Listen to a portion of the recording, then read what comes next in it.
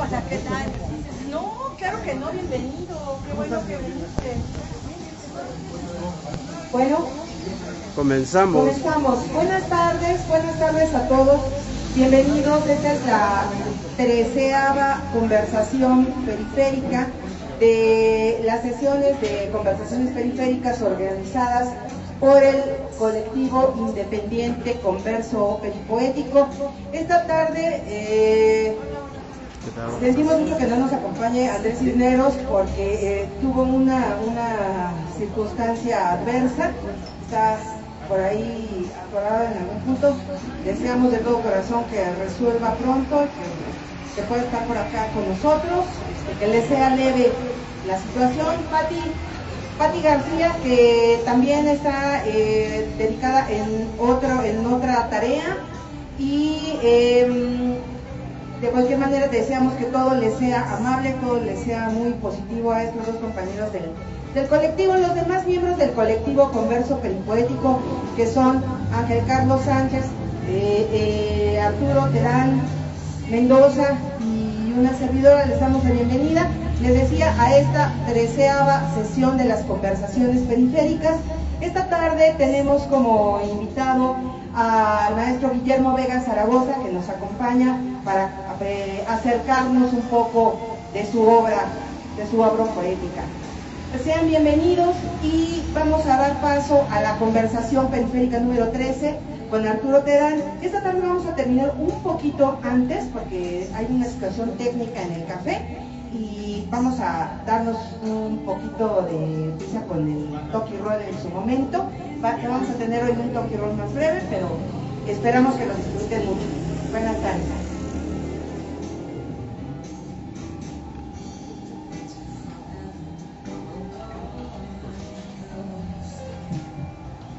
¿Qué tal? Buenas tardes. Bienvenidos todos aquí a esta sesión de Converso Peripoético con el maestro Guillermo Vega Zaragoza.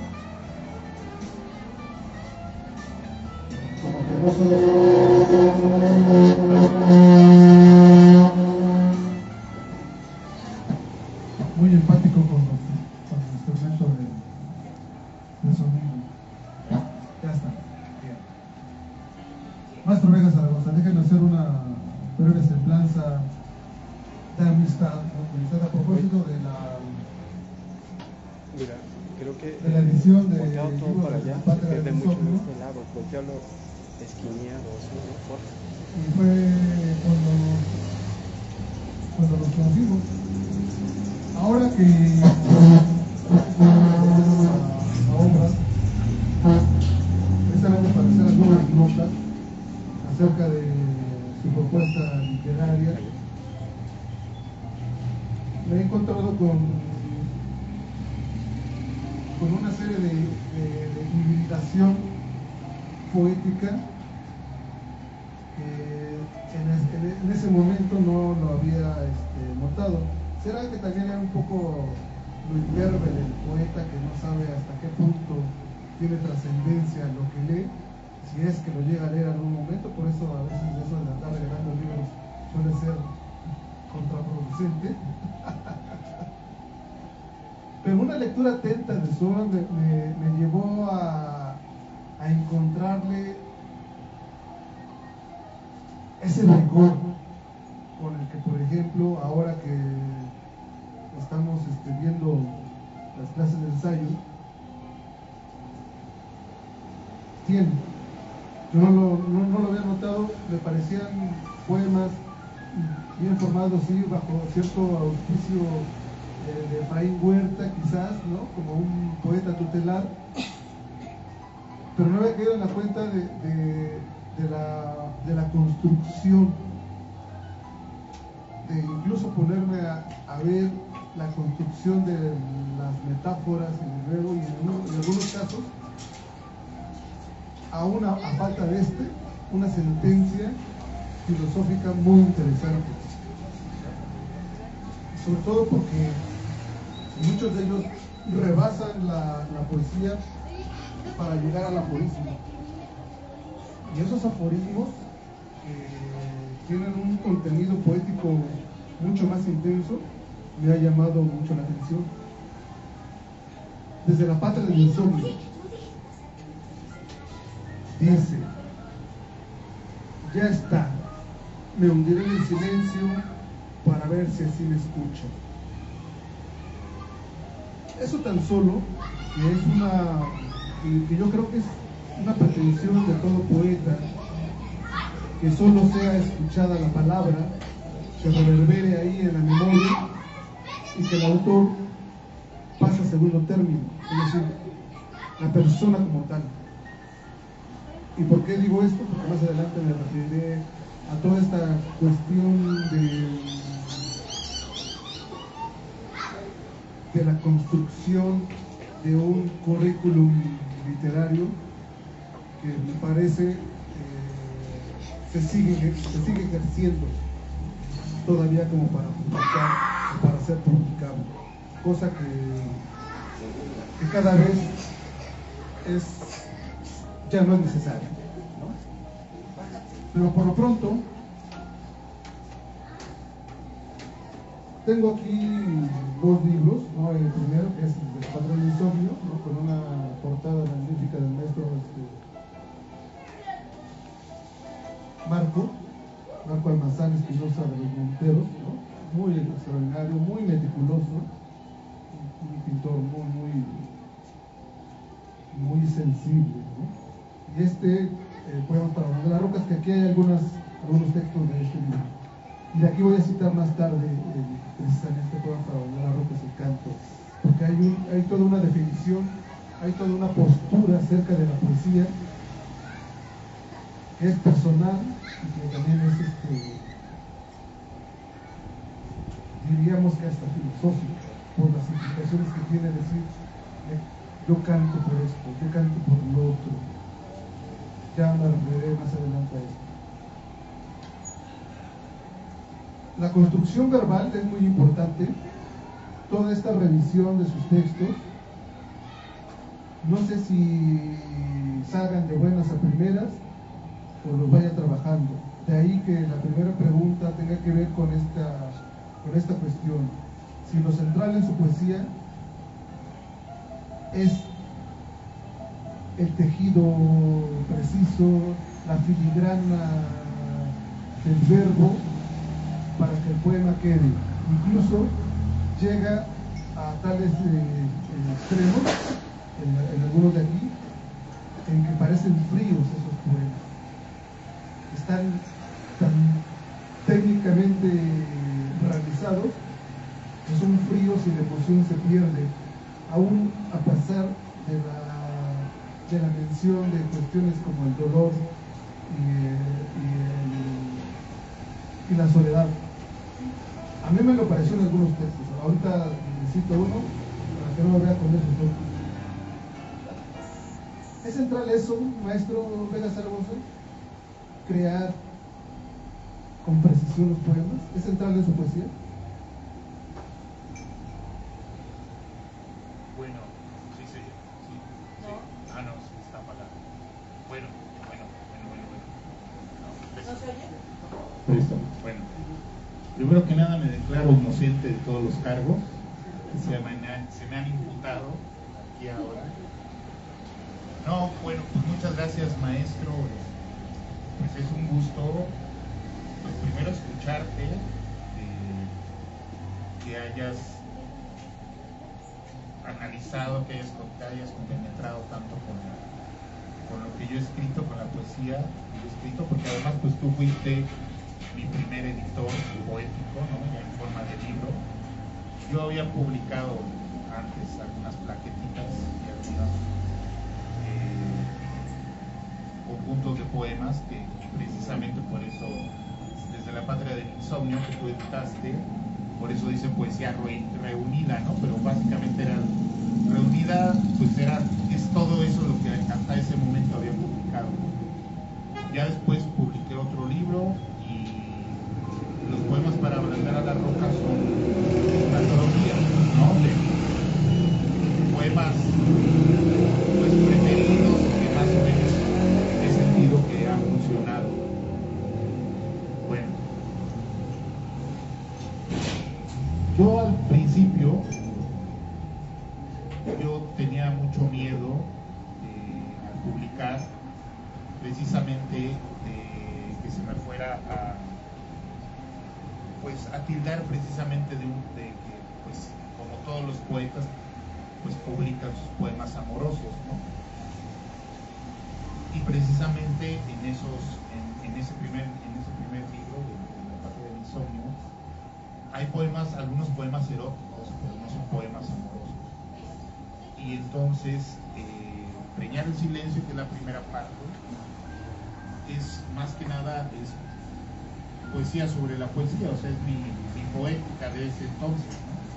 O sea, lo que yo pensaba y reflexionaba sobre la poesía, y precisamente es eso, por eso suenan, por eso pueden llegar a sonar, bueno, dices, fríos, secos, muy mentales, ¿no? Muy pensados, sin tanta sentimiento, ¿no? No empapado de sentimiento. A mí me gusta una cosa que dijo Octavio Paz en una entrevista. Él decía que para que la poesía arda tiene que ser un poco seca, porque si está húmeda de sentimiento, de emociones, no arde tan bien. Entonces la poesía tiene que estar un poco seca, y yo creo que eso es, o sea, una poesía empapada de emociones, de sentimientos, yo creo que no arde tan bien como una poesía más contenida, aunque sean pasiones desbordadas, ¿no? Tiene que contenerse un poco. Eso es lo que yo quise hacer en ese poemario primerizo. Luego hice otro poemario donde ahí fue todo lo contrario, es decir, saber que allí sí incluí pues lo que yo consideré lo mejor de lo que más me satisfacía de los poemas amorosos que había escrito. Y es otra cosa, es otra cosa diferente a lo que fue desde La Patria del Insomnio. Entonces, eso es lo que yo te puedo decir. Sí, en efecto hay esta construcción verbal, yo encuentro esta concatenación de palabras y de versos realizados bien hechos, porque encuentro ese rigor, o sea, descubro ese rigor en la escritura. Y en efecto no he tocado todavía la cuestión de los poemas eróticos, porque también es otra vertiente. Ahí creo que es más la cuestión de la imaginación y la sugerencia, que es lo que lleva al lector a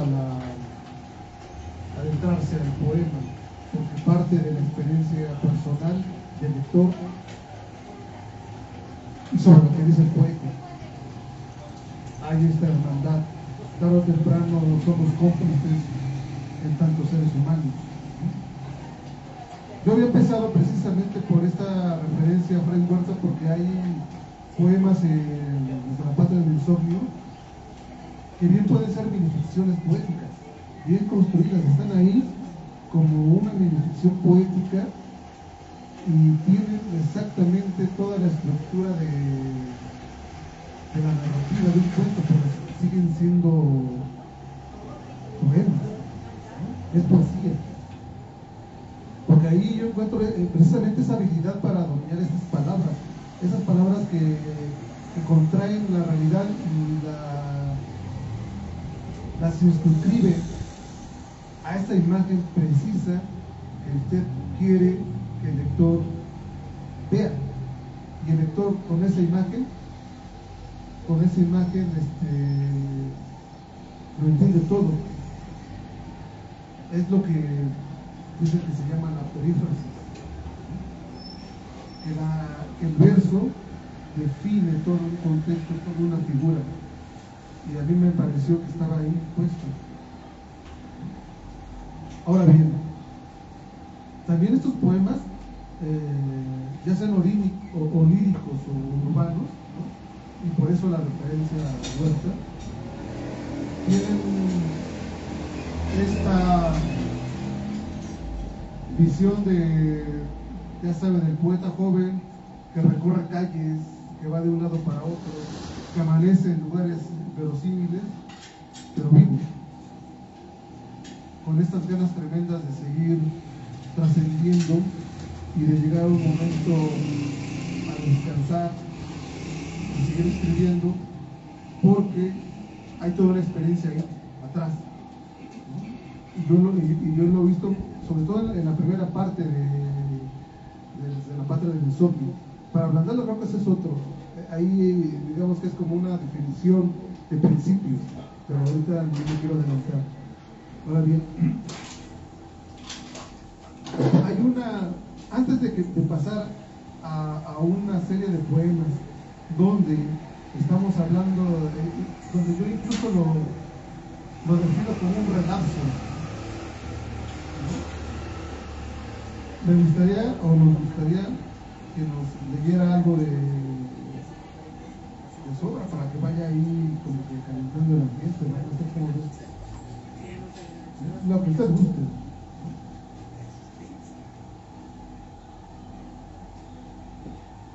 Bueno,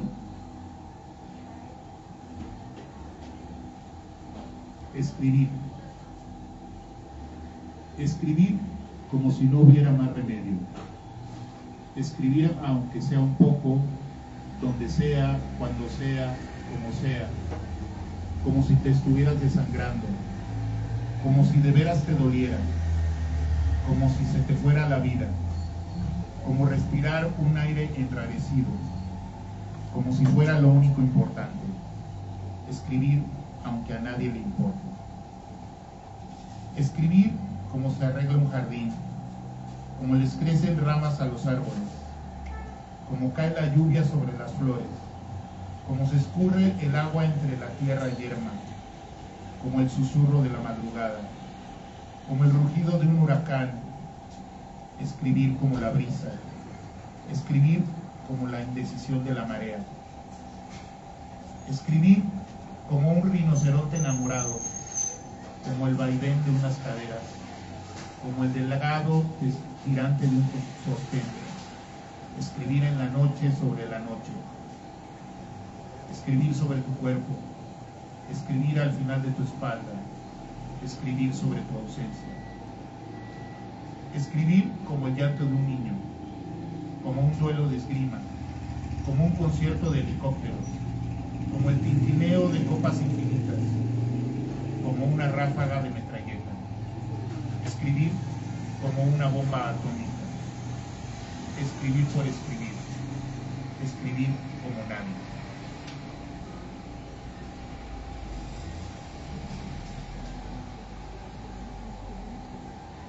Zoología poética. Esto es lo que entiendo. Para ser poeta tienes que convertirte en un animal, adoptarlo como tema, sin importar que sea el más deleznable, el más traicionero, el más terrible, el más salvaje, el más ponzoñoso, el más desgraciado, el más ingrato, el más amargo. Conozco tantos poetas como animales, un cocodrilo, un tigre, una zorra, una pantera, un mazmorrón. No es un animal, pero como si lo fuera. O puede ser un dinosaurio, una cebra o una llaga. Llaga, dije, no llama, perfecto. Un animal con el costado herido. Pero yo escojo ser el más ruin de todos, del que todos huyen, al que todos temen, del que nadie habla, el que al final se queda siempre solo.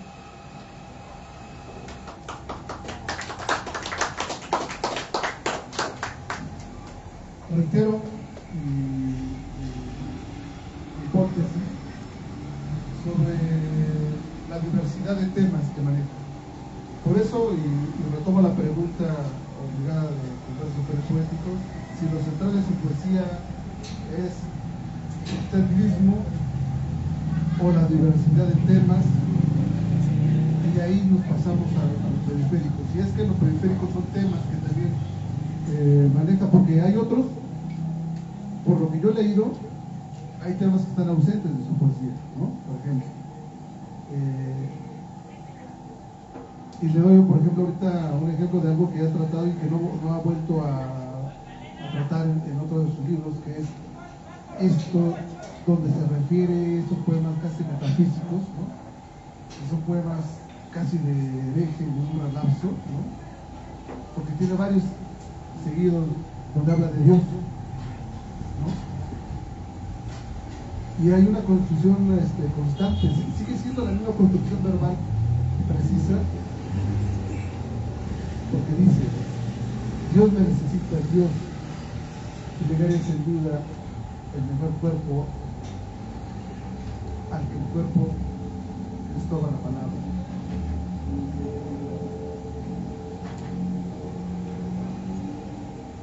Bueno, en cuanto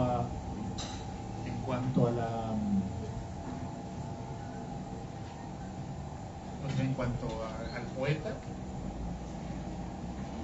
sí, desde el principio yo tuve una gran tendencia a identificar qué era lo que me definía, o qué era lo que definía al poeta, ¿no? Qué era lo que era ser poeta, ¿no? Eso me intrigaba mucho desde el principio, y por eso me di cuenta de que además del tema amoroso, que pues, todo poeta tiene que transitar en alguna ocasión, y generalmente así es como empezamos a escribir poesía, la otra cosa que a mí me llamaba era precisamente la reflexión de la poesía dentro de la misma poesía, o a partir de la misma poesía. Porque para mí era muy importante reconocerme o saber que sí era poeta, ¿no? Que no nada más me estaba haciendo succiones mentales, y que sí algo valía la pena lo que estaba escribiendo. La clave me la dio otro poeta, uno de mis maestros, el maestro Gutiérrez Vega, en una de sus clases, bueno, que eran conferencias magistrales sobre poesía en la SUGEM, y él nos decía que todo el asunto de la poesía y el poeta es encontrar la voz. ¿Sí? Cuando tú encuentras la voz, ya la hiciste. Algunos la encuentran muy pronto. Todos tenemos una voz poética, ¿no? Cuando escribimos, tratamos de escribir poesía, pero no todos la encontramos inmediatamente. O sea, hay poetas que empiezan a escribir y ya la tienen, ya es distinguible. Otros tenemos que trabajar, tenemos que explorarla para encontrarla. Eso fue a mí lo que me pasó. Yo tuve que explorar para encontrarla. Porque y eso es lo que pasa también con los poetas y los escritores, que empezamos teniendo mucha influencia de otros poetas. Por eso tú detectas Fray Huerta, bueno, pues ahí están evidenciados, son evidencias, ¿no? No están escondidos ni nada, o sea, están ahí porque escribí algunos poemas sobre ellos y algunos poemas derivados de ellos, ¿no? Sus poemas. Está cabrón Sabines, que eso fue de un amigo mío, que yo le enseñaba mis poemas y lo leía y me decía: está cabrón Sabines, porque ya hay un Sabines, güey, o sea, no necesitamos otro Sabines. Y ahí fue cuando yo me di cuenta, pues sí, o sea, es que es bueno demasiado Sabines, porque a mí me gustaban los Sabines. Y ahí fue cuando me desmarqué. O sea, fui consciente de eso.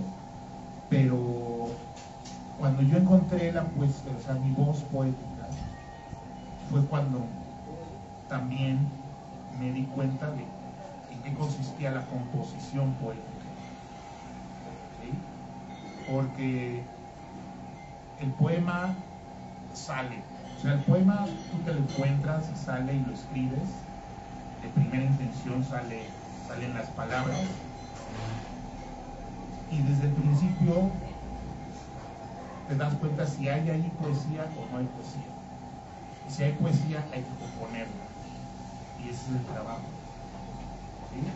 O sea, lo demás, o sea, por eso también dice Paul Valéry, ¿no? La primera línea te la regalan los dioses, ¿no? Ya después todo lo escribes tú, pero esa primera línea, que es la que sale y que sale como un torrente, o sea, a mí me gusta eso de sentir que el poema te asalta, o sea, el poema te cae de sopetón y te obliga a escribirlo.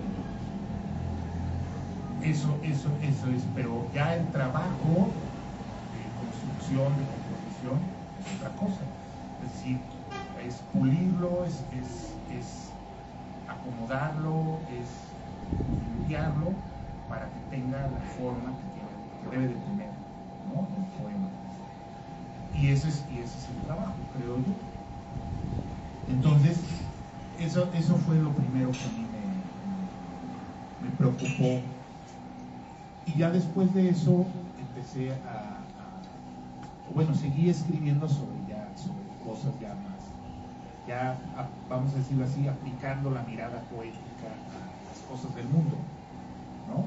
Hablando sobre otras cosas del mundo y obviamente pues regresando a los temas amorosos, eróticos, que básicamente pues, es mi cosa. Y bueno, y sí, también mis preocupaciones metafísicas, que pues yo las resolví muy rápido en esos poemas, ¿no? Con esos poemas. Para mí esos poemas son, ya, o sea, yo ya resolví mis broncas metafísicas, ¿no? No necesito estarle dando tantas vueltas, ¿no?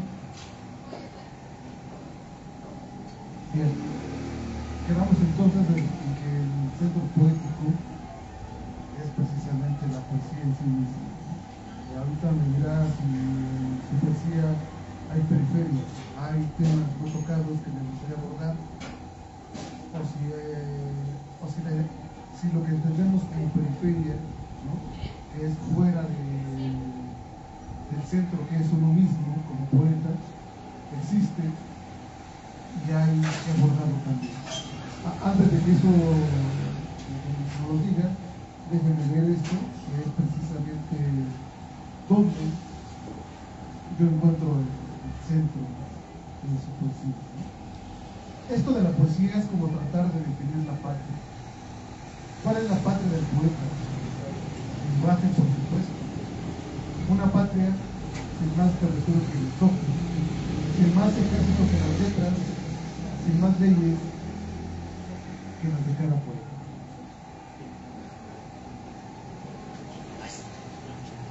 Sí, pues sí.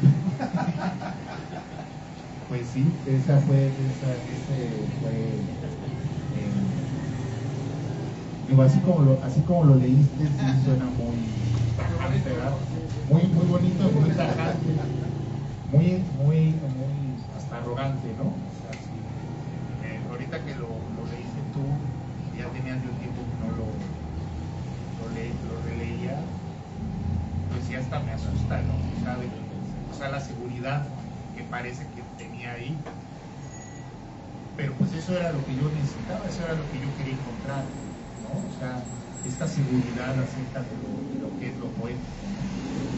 Entonces, por ejemplo, para hablar ahora esta cosa de lo periférico, ¿no? En relación con lo que ahora es la poesía o lo que ahora se entiende como la poesía o las tendencias de ahora de la poesía. Yo creo que hay dos ejércitos, ¿no? Dos lados actualmente. O sea, la poesía que trata de ser muy simple, muy sencilla, muy coloquial, ¿no? Muy entendible y accesible para el público en general, que cae en coloquialismo, ¿no? Casi es una poesía tal cual, ¿no? Se habla. Y del otro lado está la poesía críptica, que yo creo que es poesía que busca precisamente ser compleja, ser complicada, para que no pueda ser penetrada por el lector o por cualquier lector en una primera instancia, sino que se deba de tener un conocimiento o una sensibilidad especial para poderla descifrar. A mí no me gusta ese extremo, tampoco me gusta el otro, pero no me gusta ese extremo porque simple y sencillamente yo no soy así. Yo traté de ser así una vez, porque a mí también me impresionan los poetas y los poemas donde los leen y dicen, y uno como lector, como escucha del poema, dice, qué padre, pero no sé de qué chingado me está hablando. Y le preguntas al poeta y él tampoco sabe. O te da largas, ¿no? O sea, pero exactamente no te dice. Lo cual no está ni bien ni mal, o sea, simplemente pues es la poesía, ¿no? O sea, trata de decir, pero a mí no me sale. Entonces por eso yo escribí ese poema de Sin Saber, porque yo dije, yo me voy a poner a escribir un poema donde yo no sepa ni qué estoy haciendo, ni qué estoy diciendo, ni qué estoy tratando de decir, y nada más escribir lo que me venga en una especie de escritura automática, ¿no? Como surrealista, y eso lo hice en las 2 horas de comida un día en la oficina, ¿no? Dije, voy a escribir hasta donde llegue, ¿no? Si escribo 10 cuartillas, 20 cuartillas, hasta donde llegue. No, nada más me alcanzó para 4 cuartillas, ¿no? Que es uno de los poemas más largos que escribo, porque también esa es otra cosa. Yo soy de poema, de corto kilometraje. O sea, para mí me gustan los poemas que se condensan, que terminan rápidamente. Sí, exactamente. Entonces, ese poema que Sin Saber, pues yo lo hice precisamente por eso, porque yo no tenía ni idea de lo que era la poesía, pero creo que sí hay poesía, y que esa es una poesía, pero que a mí no me toca. O sea, a mí no me ilusiona escribir así, sino a mí me gusta tratar de ser claro, tratar de ser entendido y sentido sobre todo, para el lector, sin que ello quiera decir que pues, no haya elementos, todos los demás elementos poéticos, sin caer en el prosismo, ¿no? Y en la sordera, porque hay poetas muy prosaicos y hay poetas sordos también, que aunque estén acomodados como si fueran poemas, pero que no tienen música, no tienen ritmo, no tienen, ¿no? Entonces eso sí me preocupa, el hecho de que ser entendido y que tengan elementos poéticos.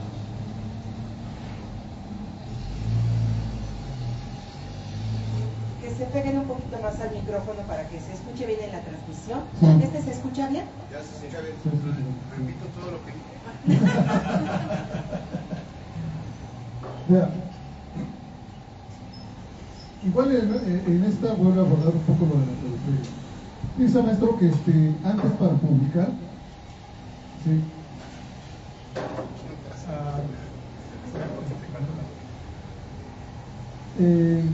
solían los autores poner, ganó el premio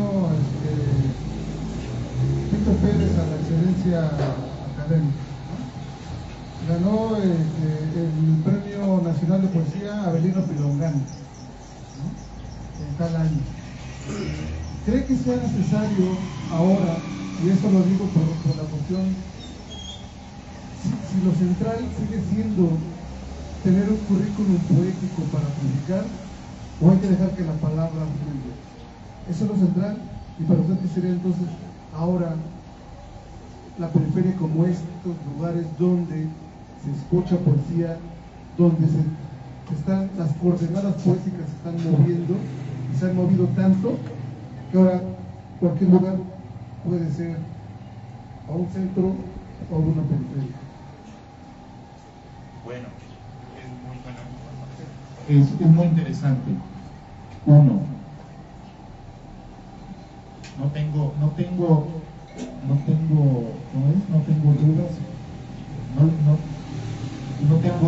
no tengo datos, pero tampoco dudas. ¿Tiene otros datos? Tengo otros, o sea, yo estoy cierto, tengo la certeza de que nunca antes en la historia de la humanidad se había escrito tanta poesía y cosas con aspiraciones de poesía. Nunca antes. Gracias a la tecnología, ¿no? Y nunca había circulado tanto la poesía y había estado tanto al alcance del ciudadano común o corriente. De ahí a que se lea es otra cosa, o sea, se produce mucho, pero se lee relativamente poco, pienso yo. Pero entonces eso lo que ha hecho es que ya no sale, ya salió del circuito tradicional de la poesía, donde se consagraba al poeta, ¿no? Es decir, es el círculo de las ediciones, el círculo de las ediciones, de los premios, de todas esas cosas,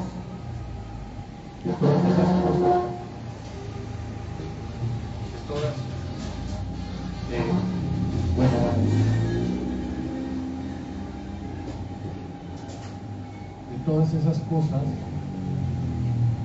que hacían eso. Desde mi punto de vista, a eso es, la situación actual es mucho mejor para el poeta, o sea, para el que es verdadero poeta. ¿Por qué? Porque ya no hay un intermediario y puede llegar directamente al lector. Yo eso es lo que creo. Lo que creo es lo que decía el maestro Raúl Ibargüengoitia. O sea, tú no eres poeta porque tú digas que eres poeta, tú eres poeta porque los demás te reconocen como poeta. Pero ¿cómo te pueden reconocer como poeta? Pues porque te han leído. Y entonces, pues tú tienes que publicarlo. Y publicar no necesariamente ya ahora significa hacer a fuerza un libro. Lo publicas en tu blog, lo publicas en las redes sociales, hasta Twitter, ¿no? Publicas, lo haces público y la gente te reconoce como poeta. Porque tú puedes escribir y guardarlo en tu cajón y qué buen poeta soy, pero nadie sabe que es poeta. Y el poeta se reconoce y va caminando en la calle, mira, ahí va el poeta, mira, ahí está el poeta. El poeta, se nota quién es el poeta, pero ¿por qué? Porque lo ha mostrado. Entonces, por ese lado, no se necesita ya, desde el punto de vista del propio poeta, no se necesita la validación para sentirse poeta. Ahora, otra cosa es el reconocimiento social, institucional de la poesía. Bueno, que la poesía siempre ha sido un instrumento de política y de poder en los países, ¿sí? O sea, las sociedades y los estados y los gobernantes matan de hambre al poeta. Mientras está en vida lo matan de hambre, lo condenan a la locura, a la indigencia. Ya que se murió, entonces sí me enganché, ¿no? Y entonces ahora sí, el poeta nacional, el poeta laureado, vamos a publicarlo. Sí, pero ¿por qué no lo apoyaste en el estado en vida, güey? Ah, pues porque, pues eso es lo que significa el poeta. El poeta necesita sufrir para poder crear, ¿no? Eso decía Lichu Macero. O sea, los poetas no necesitan becas. Esos ya se mueren de hambre, de todos modos siguen escribiendo. Entonces, esa es la cuestión, porque sí, la verdad, y creo que eso también, y ya que estoy encarrerado, eso creo que también tanto apapacho institucional es lo que ha hecho, no solo de los poetas, sino de los escritores en general, los ha reblandecido, les ha cortado los dientes y las uñas para hacer lo que verdaderamente tiene que ser el arte, que tiene que ser un cuestionador de la realidad, un crítico de la realidad. Se escribe porque estás inconforme. El poeta escribe porque está inconforme, porque no le basta este mundo como está, y entonces tiene que crear cosas nuevas para añadirlas al mundo. Si tú estás conforme, si tienes la panza llena, si todo te lo dan y te apapachan y vas a lecturas y te pagan los viajes y todo, ¿de qué chingados vas a escribir? ¿De qué hueva me da este hotel? De que, ay, me siento muy infeliz porque no me invitaron al encuentro de escritores. Y ya me caigo.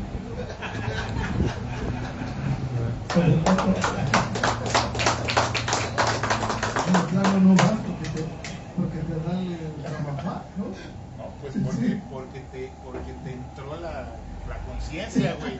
Dijiste, ¿qué chingado estoy haciendo yo? ¿En qué me estoy convirtiendo? Es como Bukowski, güey. Cuando a Bukowski cuando a Bukowski le querían hacer una sitcom basada en él, una compañía de televisión le ofreció dinero y le pusieron en la carta que le mandaron, le engraparon un billete de $100. Y entonces ya estaba pensando seriamente en aceptar, hasta que dijo, he aguantado tanto tiempo para terminar siendo un payaso de la televisión. Entonces se quedó con los $100 y le contestó la carta y le dijo que no. Así es. Pues maestro, pues, me parece que ya nada más sería un punto que faltaría, digo, en esta cuestión de las preguntas, ¿no? Sobre esta cuestión autogestiva del converso peripoético. ¿Somos centrales? ¿Somos periféricos? ¿Qué le parece? Y nos sigue diciendo, ¿le parece bien? Ya no lo voy a interrumpir, porque ya el tiempo ya es único. Bueno, mira, yo creo que ahorita estamos en un momento de cambio a nivel todo, ¿no? O sea, a nivel de cuestión del Estado, de la sociedad, de la economía, de las conciencias. Nos estamos cuestionando muchas cosas, se están reacomodando muchas cosas, todavía no sabemos a dónde vamos a llegar, a dónde va a llevar todo esto.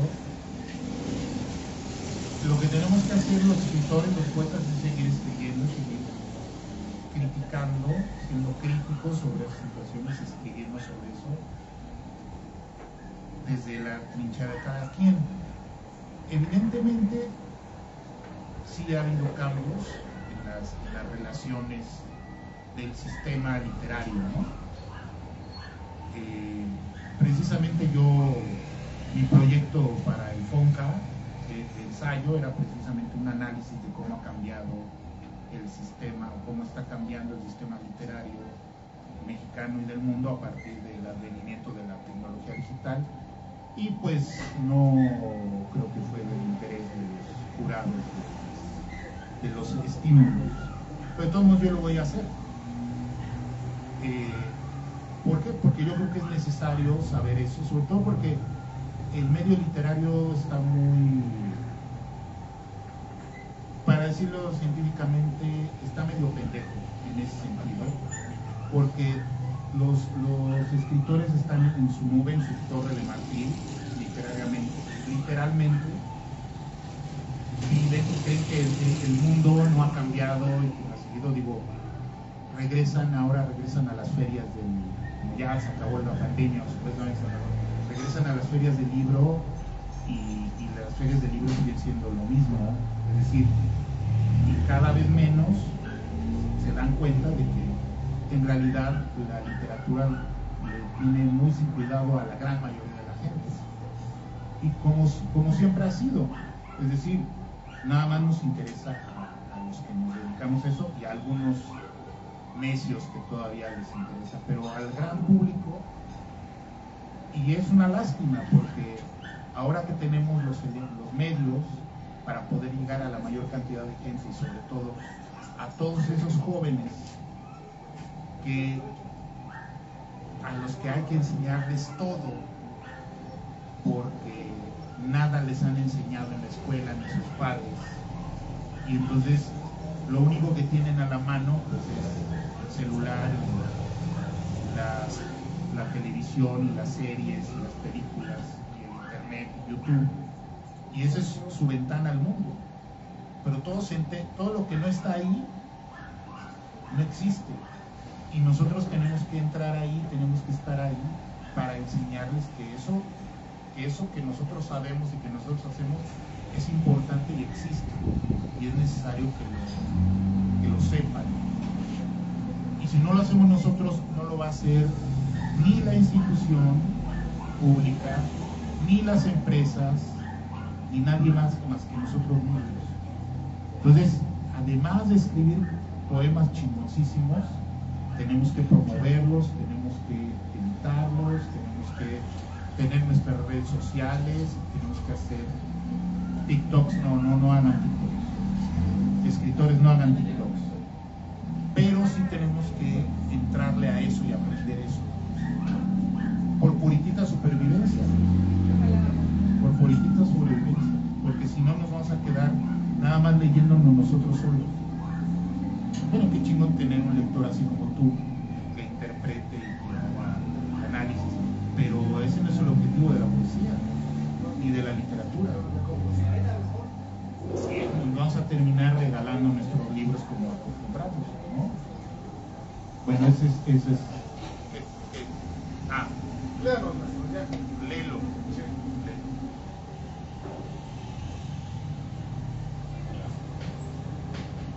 Voy a leer voy a leer uno, ya que gustó tanto los poemas sobre Dios. Voy a leer 3 poemas sobre Dios o dirigidos a Dios. Dios me necesita. A los 17 creí haber resuelto todas mis dudas metafísicas. Concluí que no necesitaba a Dios y fui feliz. Nunca lo importuné con minucias o suspiros. Mas ahora cuenta me doy de que a pesar de su omnipotencia, Dios me necesita más que yo a Él. Necesita de mi fe para existir. Necesita que lo nombre como el mundo para ser. Dios, ¿dónde está? Ya lo busqué y no quiere hablarme. Esperen un momento. Acaba de tocar con sus dedos en mi ventana. Está comenzando a llover.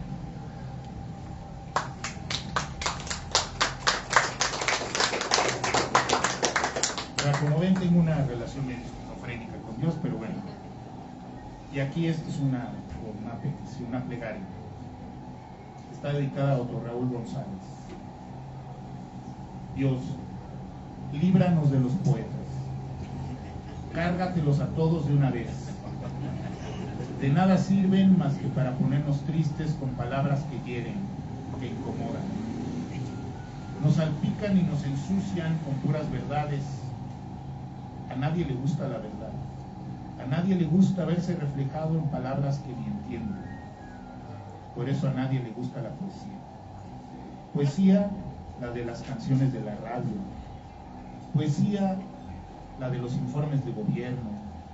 Poesía, la de los columnistas políticos.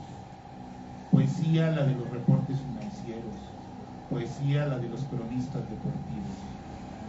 Poesía, la de los presidentes asesinos. Esa sí es poesía de veras, música para los oídos de las corporaciones multinacionales. ¿Puede haber algo más poético que estas 2 palabras juntas en un poema? Los poetas no saben de poesía, los poetas solo saben lastimar, los poetas no tienen ni tuvieron madre, por eso no respetan nada ni a nadie. ¿Qué es eso de andar inventando? ¿Qué es eso de inventar colores de alegría y esperanza? ¿Qué es eso de darle voz y voto a los geranios? ¿Quién le importa un conejo con las orejas en reposo? ¿Para qué hablar de venados y pájaros, lunas mutiladas y conciertos para metralleta? Pensándolo bien, estos sí tendrían alguna utilidad: aleccionar a las tropas mercenarias que luchan por la libertad. El hombre del nuevo milenio solo debe pensar en consumir y olvidarse de mariconadas como la poesía, que no sirve de nada. Se los digo yo, que escribí este poema inútil y el mundo sigue igual que siempre. Que Dios nos salve de la poesía.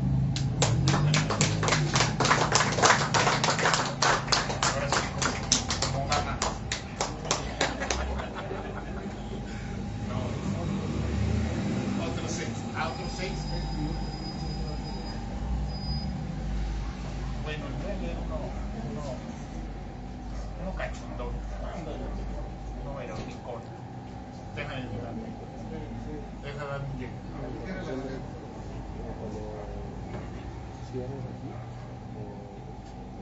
El cuerpo le estorba a la palabra. ¿Por qué no tienes versos en lugar de piel? ¿Por qué no puedo tocarte solo con letras, sílabas y acentos? ¿Por qué tus senos no pueden ser las líneas de un soneto para recitarlos de memoria? ¿Por qué tus piernas no son rimas paralelas y tu vientre blanco un verso libre? Tus nalgas podrían ser redondillas, tus brazos endecasílabos y tus labios nocturnos o madrigales. Y tu sexo, tu negro sexo, un haiku interminable.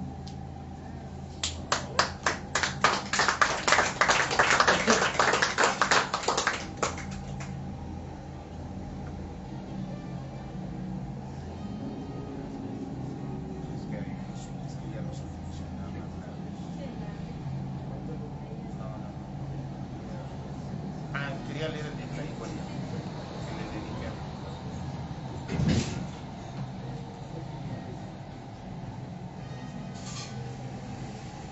Trance, poeta alcohólico y descoyuntado después de leer a Efraín Huerta. Ahora comprendo por qué pluralizabas a las flores, cocodrilo. Eras hijo de la ciudad del alma. Nunca viste las acacias, pero pisaste San Juan de Letrán. No conocías los alcatraces, pero hiciste letreros de asfáltica ironía. No supiste distinguir a la azucena, pero intuías que fuera del metro otra era la vida. ¿De qué más podías hablarnos? Te la pasabas construyendo barcos en las playas del acueducto, sentado bajo la enramada de un poste, mirando el vuelo de pájaros metálicos. Nadie puede reprocharte tu ignorancia, porque la poesía también está aquí, en los alegres malabares infantiles, en los monstruos que se arrastran, en el vaivén de muchos senos, en la presión lasciva de muchos miembros, en cada ladrón de amaneceres, en cada poeta por Dios.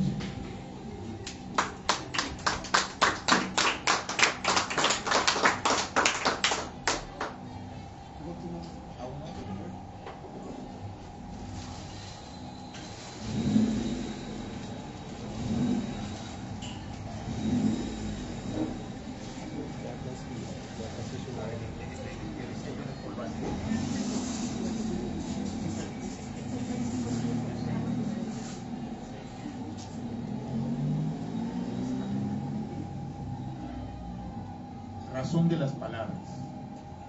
Dice Paul Valéry que el primer verso lo facilitan los dioses, los demás los hace el poeta. Otros dicen, ellos también han de saber, que los poemas vienen solos, sin forzarlos.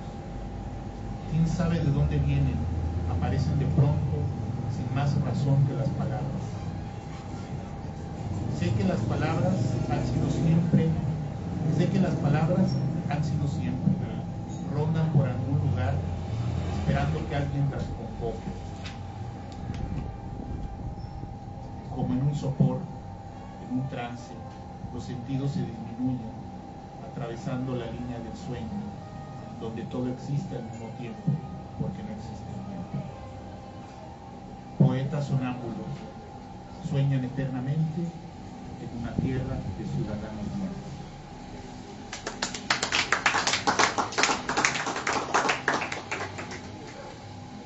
Bien, en esta tarde crepuscular, maestro, ya para cerrar esta sesión de converso poético, dos carteles, uno nos los firma para, usted ya sabe, ¿no? Para dejar constancia de que alguna vez... Para dar fe de la Secretaría de Gobernación. Sí, exactamente, ¿no? Y la otra es para usted, ya sabrá usted qué hará con él. Pero fíjese que me llama la atención y es algo que voy a, no sé si nadie lo había puesto en la mesa hasta el momento, pero hay un trabajo de diseño, de construcción visual, que debemos agradecerle a Juan Carlos y a Marta, porque ellos se encargan de esta parte. A mí me piden, ¿sabes qué? Dame una foto, pídele una foto al maestro y un verso, pero que no pase de 20 palabras. Siempre me ponen en aprietos porque por lo menos los versos que yo digo son más grandes, ¿no? Porque la metáfora no tiene contención. Sin embargo, me parece que hacen un trabajo de diseño muy impresionante. Ya en algún momento verán todos los carteles, ¿no? O en algunos, ¿no? Se ha tenido la oportunidad de verlos, ¿no? Y bueno, entonces uno me lo firma, o lo que va a solicitar a usted a su casa, y sería muy bueno, digo, que no se me invitar a un señor también para ver si ya tiene un cartel.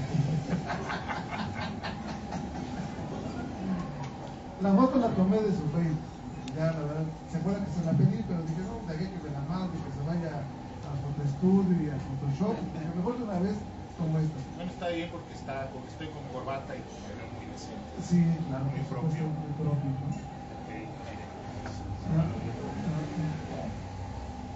Como un mandala, ¿no? Sí. Un mega Sí. mandala. Bueno, sí. Maestro, Mandala. la agradezco mucho, sí, bueno, a Converso Peripoético, no, a mí no, al colectivo, porque obviamente formamos parte de diferentes personas, ¿no? Muy diferentes intereses, ¿no? De este esfuerzo por traer, o mejor dicho, llevar la palabra a través de las redes a otros lectores, a otros poetas.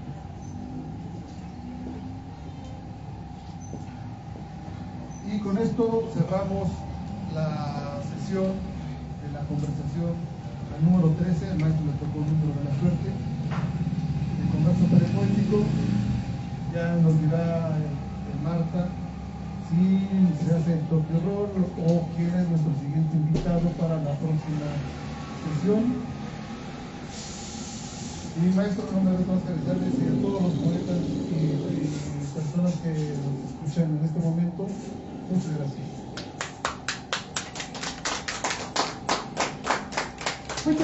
Muchas gracias a todos los asistentes. Vamos a hacer un pequeño corte, no sin antes agradecer a quienes estuvieron atentos a la transmisión.